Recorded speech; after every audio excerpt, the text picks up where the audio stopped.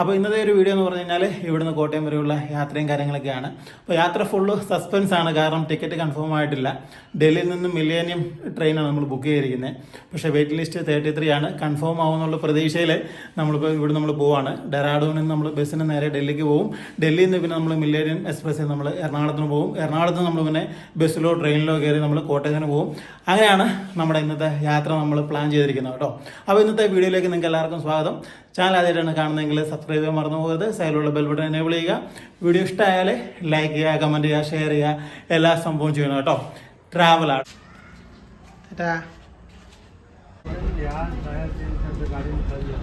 അപ്പം നമുക്ക് ജാക്കനിൽ നിന്ന് ISPTയിലോട്ട് ബസ് കിട്ടിയേ.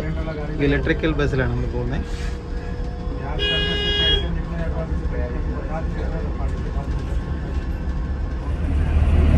നമ്മളിപ്പോൾ ISBTയിൽ നമ്മൾ പോകുന്നത്. ISBTയിൽ ഡെറാഡൂൺ ISBTയിലാണ് പോകുന്നത്. അപ്പോൾ ഇവിടുന്ന് ഇനിയിപ്പോൾ ഡൽഹിക്ക് 9 മണിയാകുമ്പോഴത്തേക്കും വണ്ടി പോകും. 9 മണിക്ക് ഇവിടുന്ന് ഡൽഹിക്ക് വണ്ടി വിട്ട് കഴിഞ്ഞാൽ രാവിലെ 1:30 ആകുമ്പോഴത്തേക്കും നമ്മൾ ഡൽഹിയിലെത്തും. ഡൽഹിയിൽ നിന്ന് പിന്നെ 5 മണിക്കാണ് കേട്ടോ നമുക്ക് ട്രെയിനുള്ള.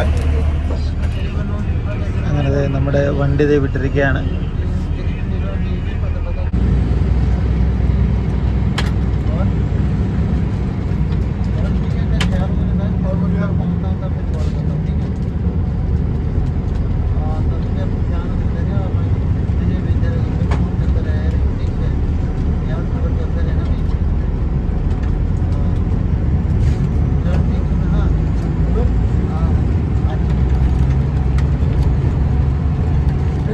गाने देखो भाई एयरपोर्ट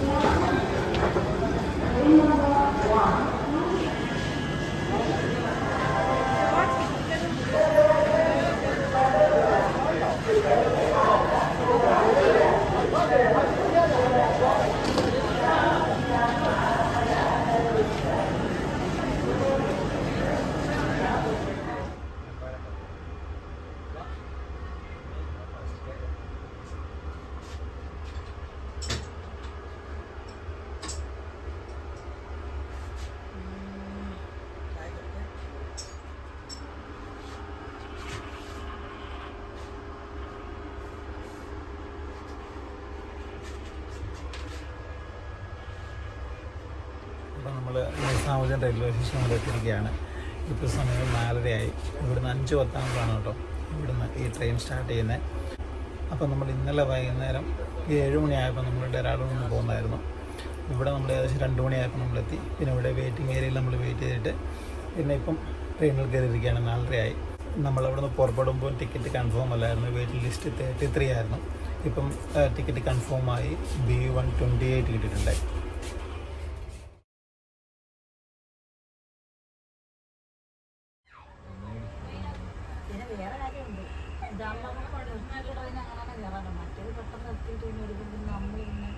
ഇവിടെ ഇവരുടെ ഹെൽപ്പ് ഉണ്ടല്ലോ.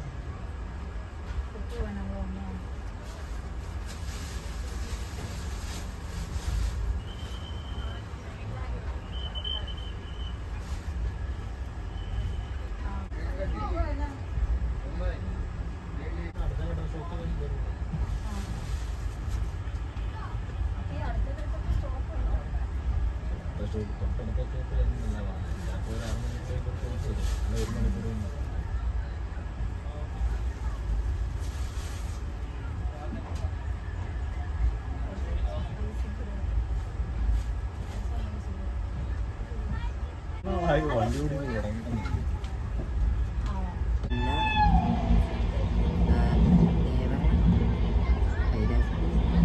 ബത്തേരി ബത്തേരി വന്നല്ലേ.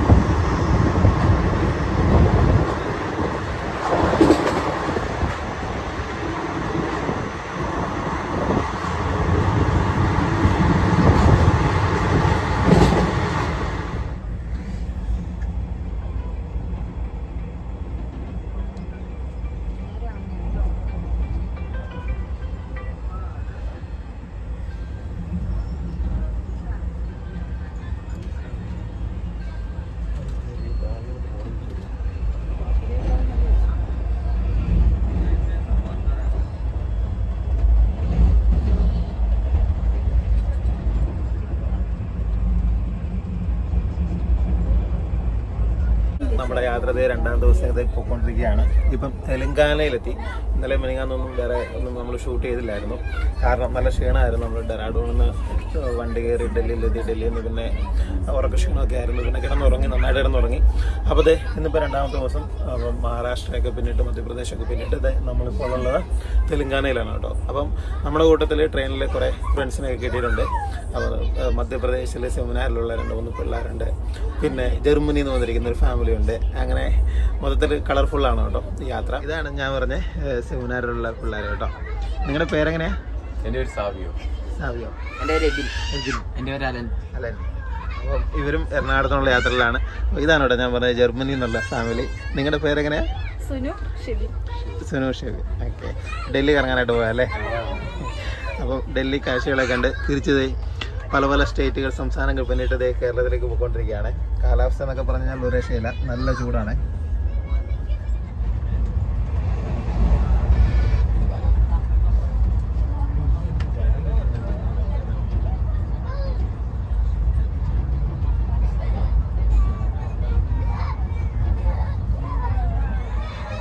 അപ്പോൾ നമ്മൾ മില്ലിയനേത്ത് നമ്മൾ യാത്ര ചെയ്തുകൊണ്ടിരിക്കുകയാണ്. മില്ലിയനത്ത് ഞാൻ പറഞ്ഞായിരുന്നു, യാത്രയുടെ തുടക്കത്തിൽ ഞാൻ പറഞ്ഞായിരുന്നു നമുക്ക് ടിക്കറ്റ് ഒന്നും കൺഫേം അല്ല എന്ന് പറഞ്ഞായിരുന്നു.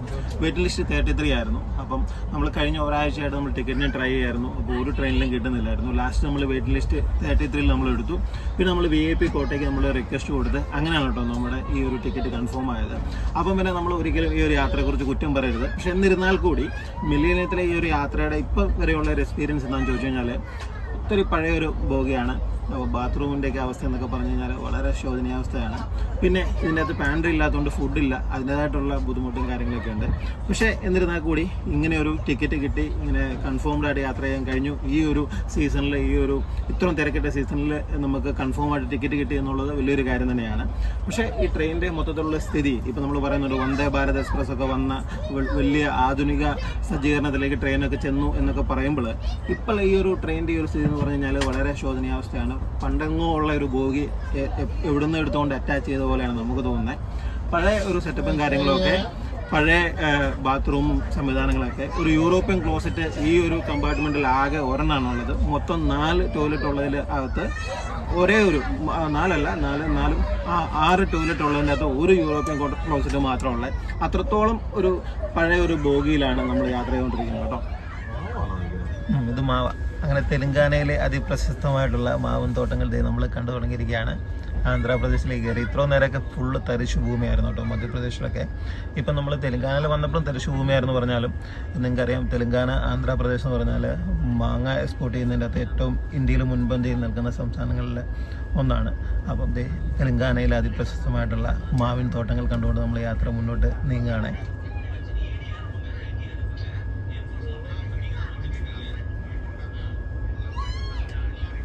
ഇത് നമ്മൾ ചായ ഓർഡർ ചെയ്തിട്ട് രാവിലെ ചായ കുടിക്കാം കേട്ടോ.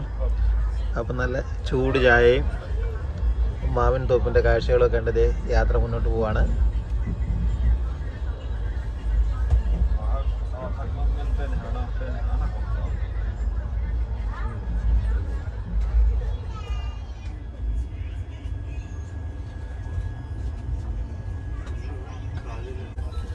അപ്പോൾ അതേ നമ്മൾ വിജയവാഡയിൽ നമ്മൾ എത്തിയിരിക്കുകയാണ്. ഇനിയിപ്പോൾ ഇവിടുന്ന് ബ്രേക്ക്ഫാസ്റ്റിനുള്ള എന്തെങ്കിലും സംഭവം കിട്ടുമോ നോക്കണം. വിജയവാഡ സ്റ്റേഷനിലേക്ക് നമ്മൾ കടന്നുകൊണ്ടിരിക്കുകയാണ്. അപ്പം ഗൈസ് നമ്മുടെ രാവിലത്തെ ബ്രേക്ക്ഫാസ്റ്റ് വന്നിരിക്കുകയാണ്. ഇഡ്ഡലി വട. വിജയവാഡയെന്നുണ്ടോ നമ്മൾ ഇഡ്ഡലി വട മേടിച്ച്. എങ്ങനെയുണ്ടെന്നൊന്നും അറിയത്തില്ല. ഇന്നലെ മേടിച്ച ഇഡ്ഡലി വട ഫ്ലോപ്പായിരുന്നു. അപ്പോൾ ഇന്നത്തെ ഇഡ്ഡലി വട എന്താണെന്നുള്ള കാര്യം നമ്മളൊന്ന് ട്രൈ ചെയ്യാണ് കേട്ടോ. ഉച്ചക്കത്തേക്കിനത് ചിക്കൻ ബിരിയാണി ഇവിടെ നിന്ന് മേടിച്ചിട്ടുണ്ട് 100 രൂപ. ഇഡ്ഡലി വട 50 പ്ലസ് 100 150 രൂപയാണ് കേട്ടോ ഇന്നത്തെ ഫുഡിൻ്റെ ചിലവേ.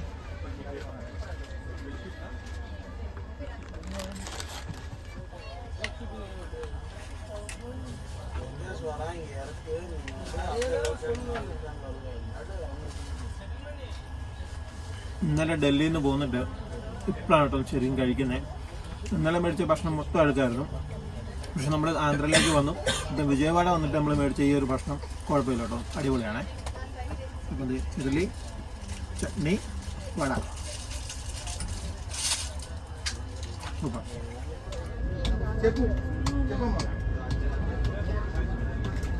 ഇവിടെ എല്ലാം ഇങ്ങനെ ഓരോരോ കൃഷികളാണ്. വാഴയുണ്ട്, ഇഷ്ടംപോലെ നാരങ്ങയുണ്ട് കേട്ടോ. നാരകത്തിൻ്റെ കൃഷി നമുക്ക് കാണാനായിട്ട് പറ്റുമേ. ചിൽവൂർ പള്ളികളും ഇഷ്ടം പോലെ ഉണ്ട് ആന്ധ്രയായിട്ട് കടന്നു കഴിഞ്ഞപ്പം.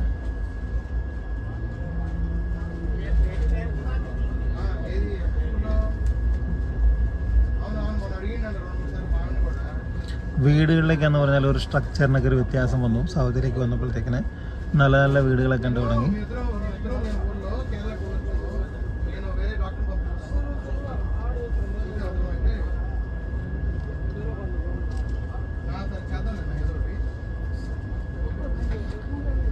ഇവിടെ അടുത്ത കൃഷി ചിക്കു ആണ് കേട്ടോ, ഫുള്ള് ചിക്കു.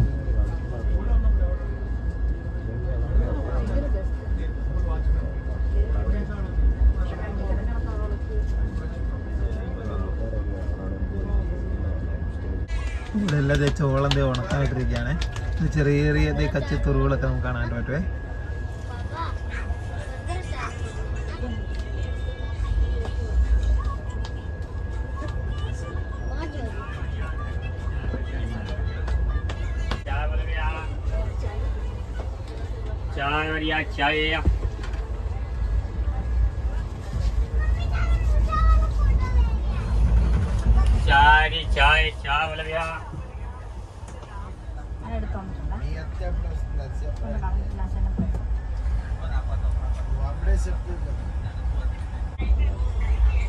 അപ്പോൾ നമുക്ക് ഫുഡൊക്കെ വന്നിരിക്കാം കേട്ടോ.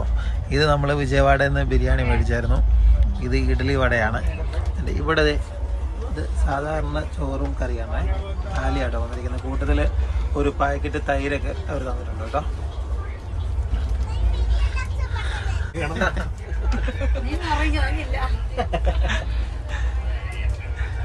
എന്തായാലും നല്ല ഫുഡ് നോക്കിയപ്പോൾ അച്ഛനങ്ങ് ഓർഡർ ചെയ്തെന്ന് തോന്നുന്നു കേട്ടോ.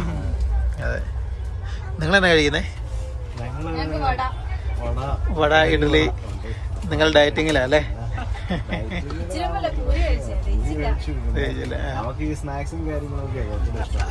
താല്പര്യം ലേസ്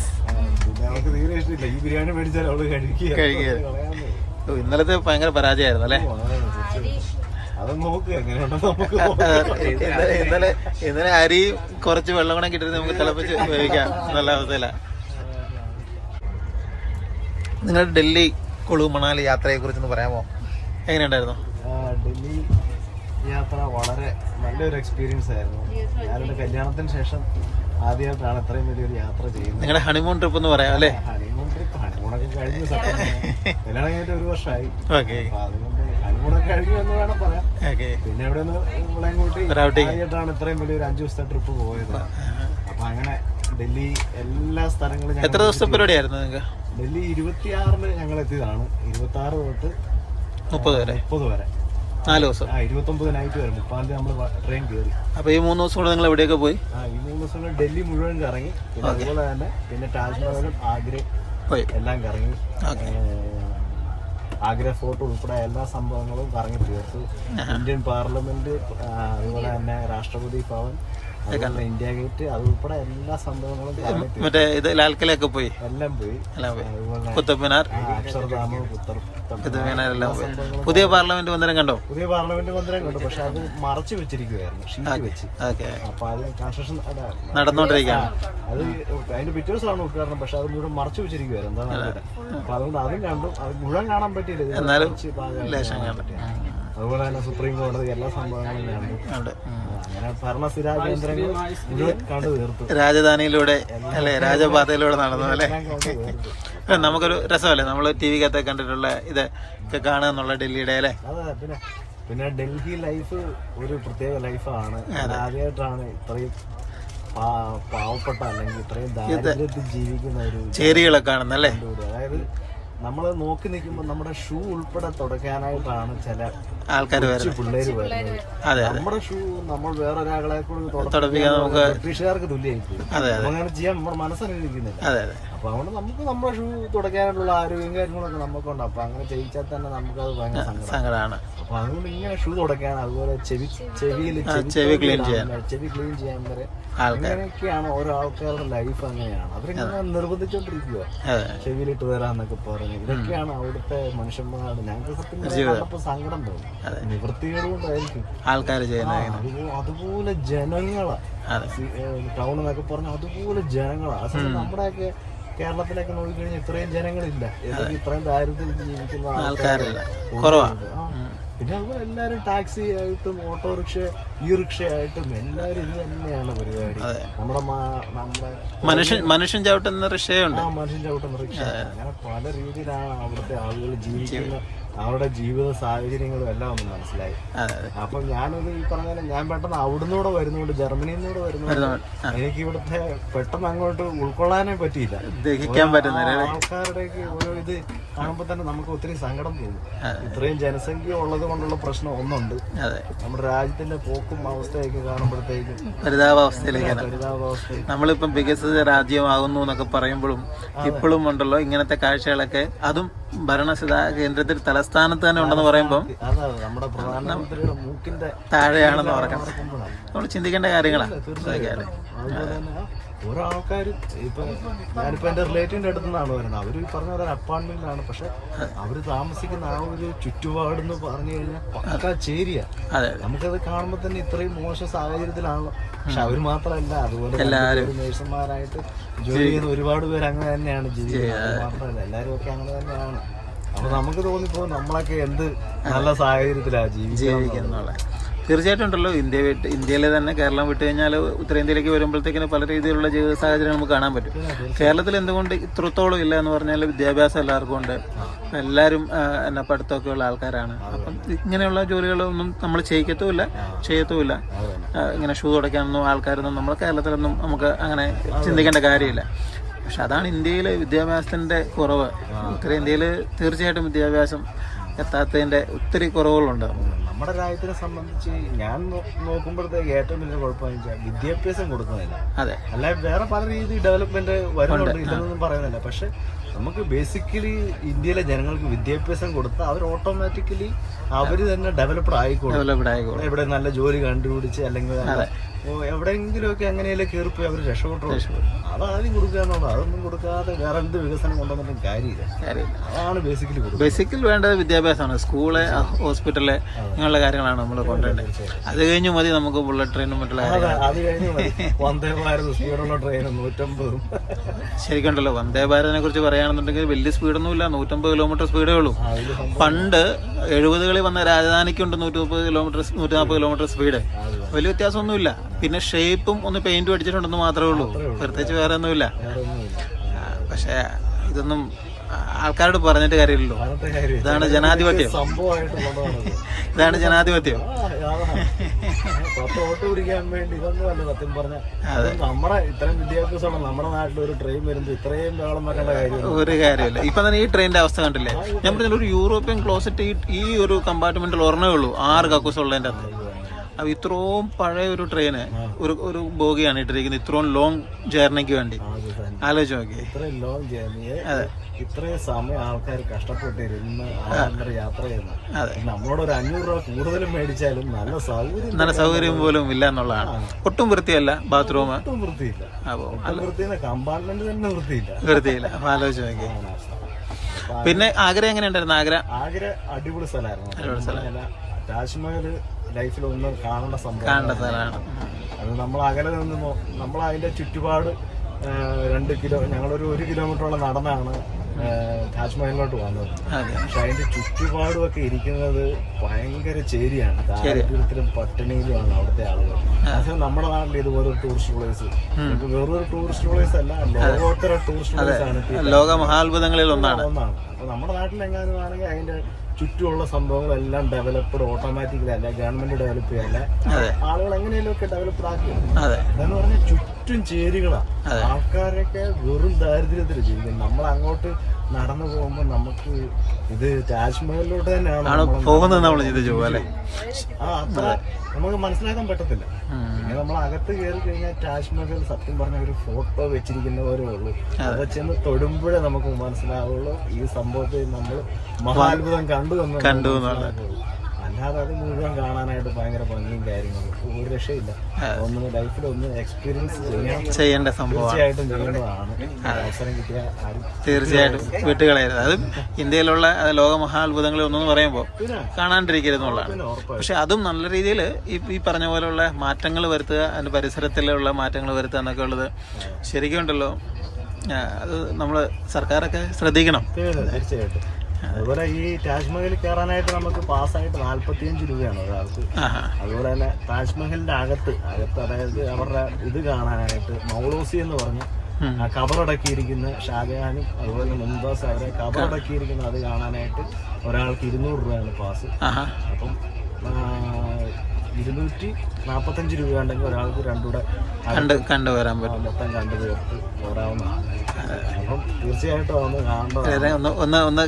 വരിക. അതുപോലത്തെ സംഭവമാണ്, ഒന്ന് കാണേണ്ട തന്നെയാണ്.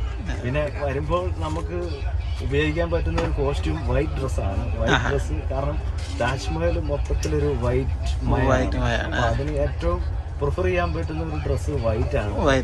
സ്ത്രീകൾക്കാണെങ്കിലും വൈറ്റ്, ആണുങ്ങളാണെങ്കിൽ ഒരു വൈറ്റ് ഷർട്ടും ഒരു ബ്ലൂ ജീൻസും ആണെങ്കിൽ പെർഫെക്റ്റ് ആയിരിക്കും എനിക്ക് തോന്നുന്നു. അപ്പം ഒരുപാട് പേര് അങ്ങനെ ഇട്ടോണ്ട് വന്നിട്ടുണ്ടായിരുന്നു. ഫോട്ടോഷൂട്ടിനൊക്കെ പറ്റിയ ഒരു ഇതാണ്. അങ്ങനെ കൊണ്ടുവരുവാണ് ഒത്തിരി നല്ലതായിരിക്കും. നിങ്ങൾ അവിടെ ചെന്നിട്ട് ഫോട്ടോ ഒക്കെ കാണാൻ വേണ്ടി പോയായിരുന്നോ? അവിടുന്ന് ഒരു 3 കിലോമീറ്ററോളം ഉണ്ട് ഫോർട്ടിലേക്ക് പോകാനായിട്ട്. ഫോർട്ടിലോട്ട് പോയി ഫോർട്ടിലാണ്ട് 90 എത്ര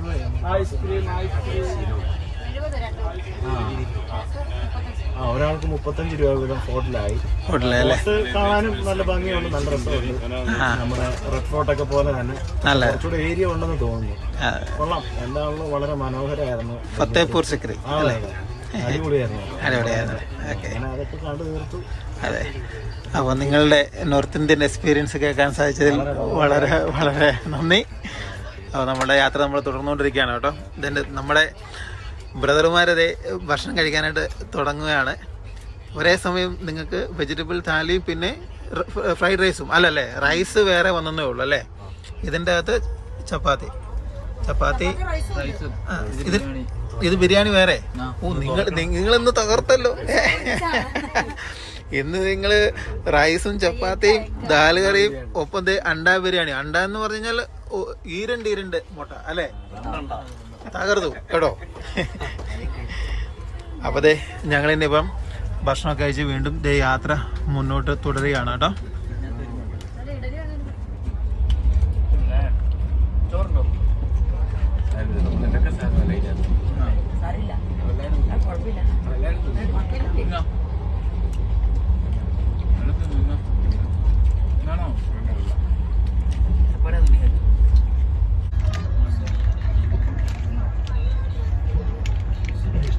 ഇന്നലത്തെ എഗ് ബിരിയാണി വെച്ച് നോക്കുമ്പോഴത്തേക്കിന് അത് നല്ല കേട്ടോ, സൂപ്പറാണ്, അടിപൊളി. അപ്പോൾ അതേ നമ്മുടെ ആന്ധ്രാപ്രദേശിലൂടെയുള്ള നമ്മുടെ യാത്ര വീണ്ടും തുടർന്നുകൊണ്ടിരിക്കുകയാണ്. ആന്ധ്ര മൊത്തം മരുഭൂമിയാണ്, ഉണങ്ങി വരണ്ട് കിടന്നതെന്നൊക്കെയാണ് ആൾക്കാർ പറയുന്നത്. പക്ഷേ ഉണ്ടല്ലോ ഫുള്ള് നല്ല പച്ചപ്പാണ് കേട്ടോ ആന്ധ്രയിൽ. ഇവർ ഒത്തിരി അധ്വാനിക്കുന്ന ആൾക്കാരാണെന്ന് തോന്നുന്നു കേട്ടോ. എവിടെ നോക്കിയാലും കൃഷികളാണേ.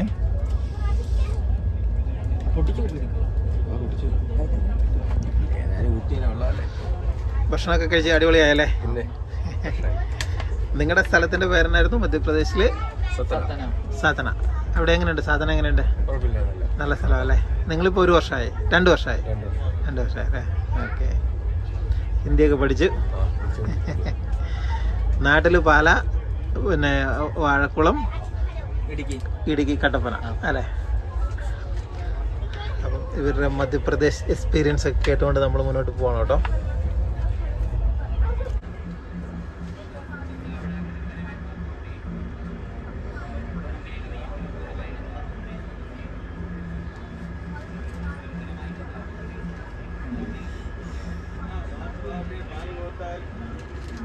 वाटर बॉटल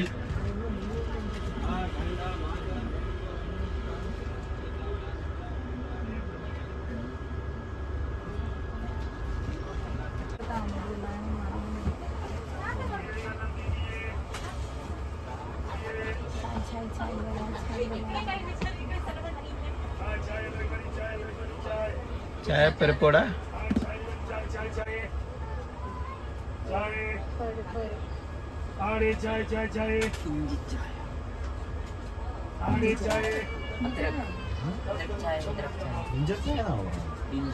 അദ്രക് ചായ, ജിഞ്ചർ ചായയാണ് അദ്രക് ചായ.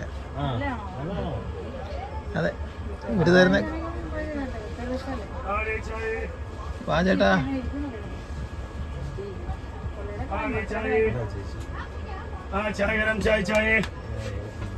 ചായ വേണോ? കുടിക്കാം.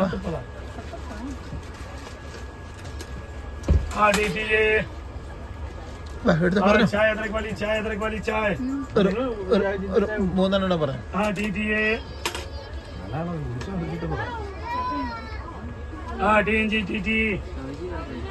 അപ്പൊ ചായക്കാരൻ വന്നിരിക്കുകയാണ്. നമ്മൾ നല്ല ജിഞ്ചർ ചായ ഒക്കെ തിരുപ്പതി നമ്മൾ കുടിക്കാനുള്ള പരിപാടിയാണേ.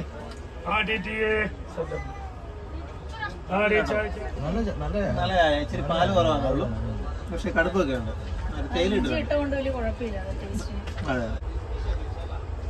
എങ്ങനെയുണ്ട് നിങ്ങളുടെ സെമിനാരിയിലെ ചായയുടെ അത്ര രുചിയില്ലല്ലോ? അവിടെ അടിപൊളിയല്ലേ? പിന്നെ അന്നേരം അല്ലേ? അവിടെ തന്നെ ഉള്ള പശുവാ?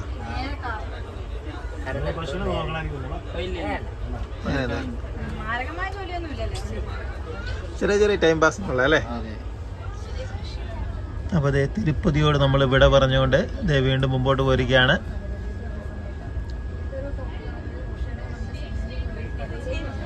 ഒത്തിരി മുട്ടയടിച്ചിട്ടുള്ള ആൾക്കാരെ നമുക്ക് അവിടെ കാണാവേ.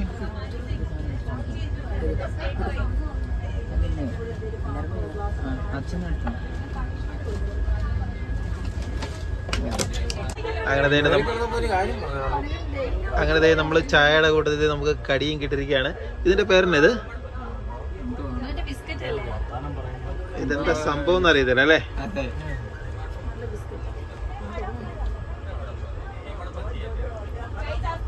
കൊള്ളില്ല? അടിപൊളി.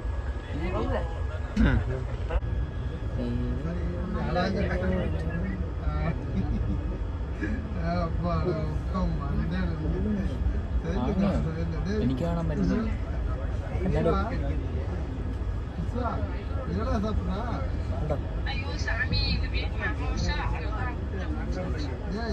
അതാണോ? കാണുക അല്ല, സാധാ കാണാം. ആ മാങ്ങ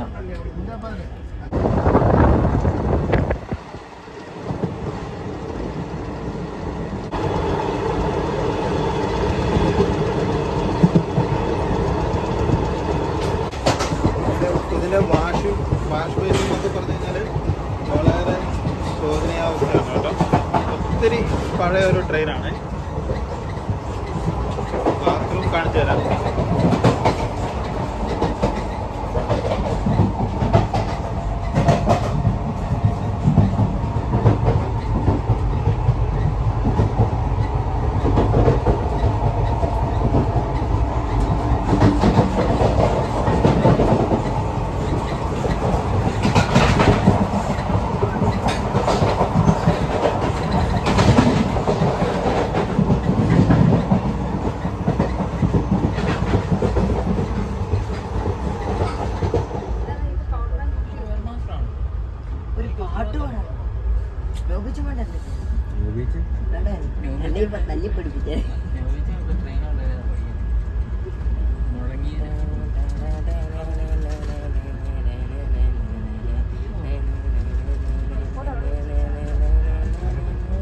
രാത്രിയായി, ഫുള്ള് ഇരുട്ടായി. ഇപ്പം നമ്മൾ തമിഴ്നാട്ടിലേക്ക് നമ്മൾ കടന്നിരിക്കുകയാണ്. ഭാവിയിലെ അച്ഛന്മാരെ തേണ്ടിരിക്കുന്നു. പള്ളിയോ? ഫാദർ ജോൺ റോക്കരി, ജോസഫ് നടക്കൽ, ജോൺ പാറയിൽ. അവതെ നമ്മൾ തമിഴ്നാട് കണ്ടുകൊണ്ട് പോയിക്കൊണ്ടിരിക്കുകയാണ്. കാണാനൊന്നുമില്ല, ഇരുട്ട് മാത്രമേ ഉള്ളൂ കേട്ടോ. നീണ്ട യാത്രകൾ, അനുഭവങ്ങൾ അല്ലേ. അപ്പോൾ അതെ നമ്മുടെ വൈകിട്ടത്തെ ഭക്ഷണം ഓർഡർ ചെയ്യാനായിട്ട് ചേട്ടൻ വന്നിട്ടുണ്ട്. ചിക്കൻ ബിരിയാണി എത്ര ചേട്ടാ? 150 അല്ലേ.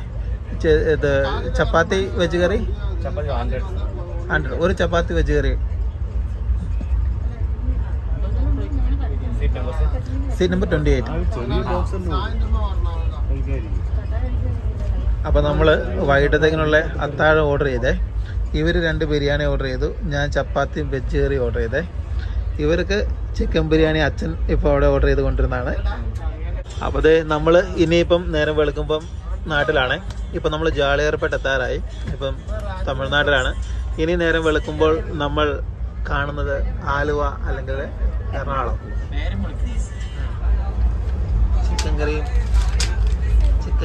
ചിക്കൻ ബിരിയാണി കഴിച്ചുകൊണ്ടിരിക്കുന്ന ഇവൻ എങ്ങനെയുണ്ട് ഇവനെ?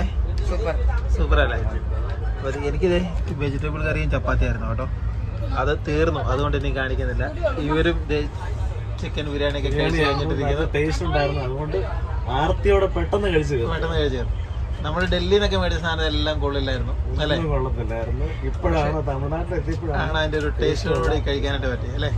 അവധി രാത്രിയായി, നമ്മുടെ അത്താഴം കഴിഞ്ഞു. ഇനി നേരം വെളുക്കാനായിട്ട് നമ്മൾ കാത്തിരിക്കുകയാണ് കേട്ടോ.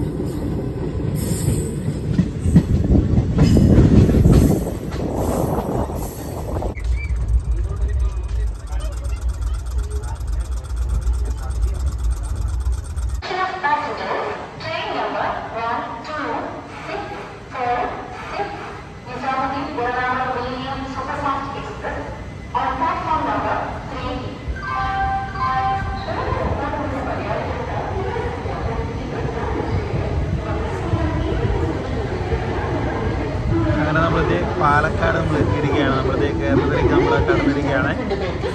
ഇപ്പോൾ രാവിലെ 1:30 നമ്മൾ നേരെ പാലക്കാട് ജംഗ്ഷനിൽ നമ്മൾ എത്തിയിരിക്കുകയാണ്.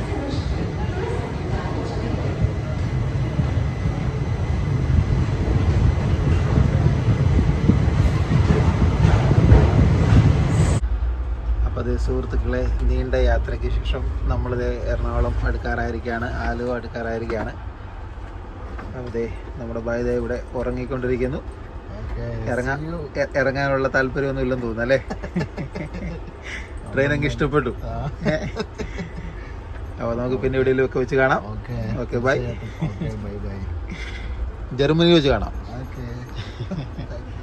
എൻ്റെ കുമാർ ഇറങ്ങി ഫ്രഷ് ആകാനായിട്ട് പോയിരിക്കുകയാണ് കേട്ടോ. അപ്പോൾ നമ്മൾ ബാഗൊക്കെ നമ്മൾ എടുത്തു വെച്ചു.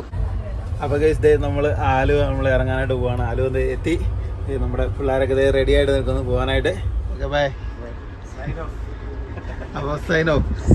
ബൈ. പിന്നെ കാണാം Germany. Okay bye. Nedumbassery airport ആയിരിക്കാണ് കേട്ടോ.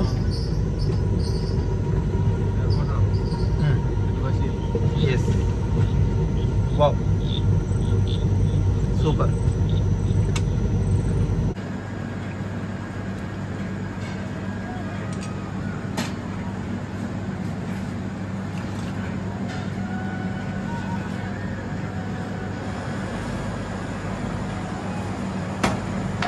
ഓക്കെ അപ്പോൾ ഇവിടെ നമുക്ക് നല്ല പഴംപൊരി, ബോണ്ടയും സുഖിയനും എല്ലാ ഐറ്റംസും ഉണ്ട് കേട്ടോ.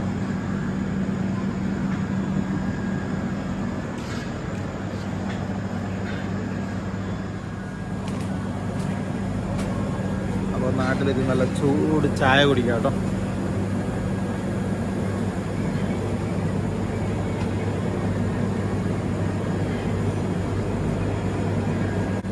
മൂന്ന് ദിവസമായിട്ട് ട്രെയിനിൽ വാട്ടവെള്ളം പോലത്തെ ചായ കുടിച്ചിട്ട് ഇപ്പോഴാണ് കേട്ടോ നല്ല അടിച്ച നല്ലൊരു സൂപ്പർ ചായ കുടിക്കുന്നത്. അപ്പോൾ അതുകൊണ്ട് തന്നെ അതിൻ്റേതായിട്ടുള്ളൊരു ടേസ്റ്റ് ഉണ്ട് കേട്ടോ.